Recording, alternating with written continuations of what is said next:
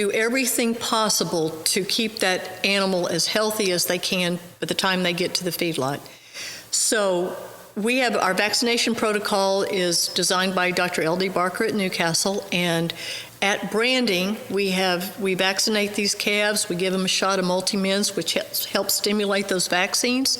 But we try to do everything to keep those calves from getting sick, to keep them as healthy as possible.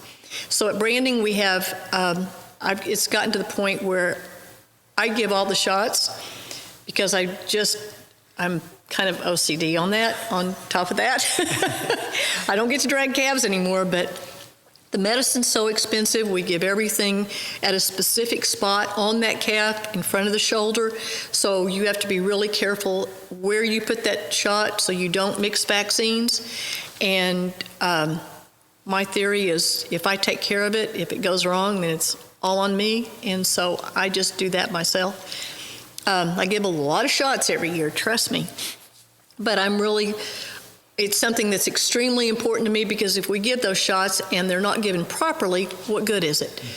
And so we brand them at that point in time.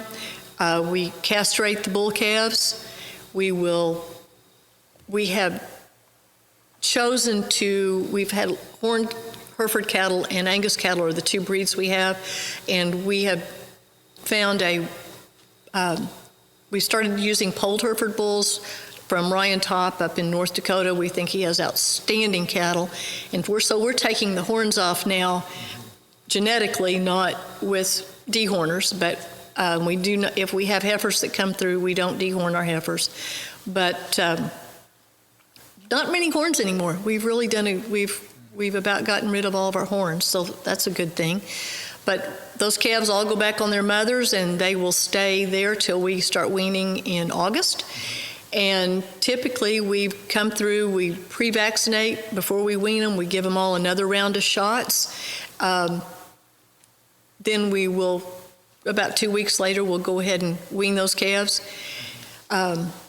Weaning's been, after that, they go to grass pastures that we've kind of set aside for weaned calves.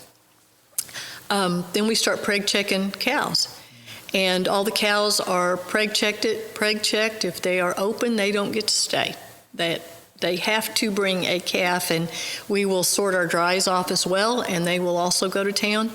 But we have a vaccination protocol for that time, and I'm a big believer in multi-mins, so every time those cattle are in the chute, they get a multi-min shot, they're dewormed, and then they'll go back out. And typically our spring calving cows will go to a big pasture that we can't feed in the winter. It's just, if it gets muddy, we can't get in there.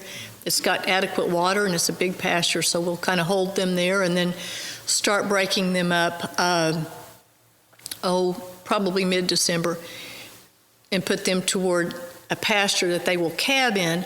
But what we've done is stockpile the forage for that pasture for a year, so that instead of feeding hay, we have stockpiled forage on the ground. And so our winter supplements to care for those cattle is typically right now a DDG cube that we will supplement them with through the winter. The cattle are proud, they're looked at, they're fed. So if we see anything with a bad eye, and typically for us, bad eyes or pink eye, pink eyes and foot rots are primarily the only things we have to deal with. Very, very few respiratory issues, very few anything else. So I think our vaccination protocol is working. Yeah.